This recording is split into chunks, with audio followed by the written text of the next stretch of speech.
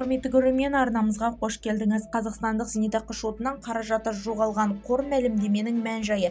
БЖЗК салымшылардың бір зейнетақы шотындағы қаражаттың азайғанына қатысты шағым түсірді. Оның айтуынша, ол зейнетақы жағынан артық соманы отбасылық банк депозитіне аудармақ болған, алайда шоттағы қаражат көлемі кенеттен азайып, бұл апелляцияға жүзеге асыра алмаған. Осы жағдайға байланысты шалымшы қордан түсініктеме талап етіп отыр. Қор мәліметінше, салымшылардың жеке шоттарына түскен зейнетақы жарналарының түрлі қаржы құралдарына инфляцияланды, алайда инфляция табысы тұрақты болмайды, яғни белгілі бір кезеңде күрес мөлшері алдын ала нақты бекітілгенмейді.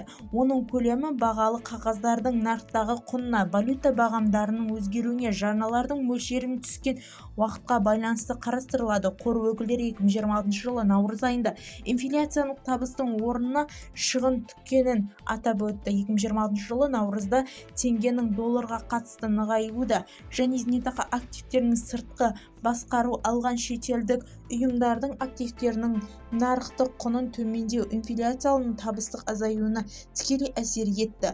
Соның нәтижесінде салымшылар шотына теріс инфляция табыс есептеледі деп түсіндірді қорда. БЖЗК мәліметінше, мұндай жағдайлар қайта болмау нәтижесінде зейнетақының жалпы сомасы азаюы мүмкін. Соған сәйкес мерзімінен алдын алуға қаражат көлемі де азаяды. Қор заңнамаға сәйкес, егер салымшы сұрақтан сома жеткілікті шегінен төмен жетсе, зейнетақы жинағы мерзімінен бұрын алуға рұқсат берілмейді. Айта кетейік, Қазақстанда жақында уақытта зейнетақы жинағының мерзімінен бұрын алу үшін белгіленген жеткілікті шегіне есептеу әдістемесі қайта қаралуы мүмкін.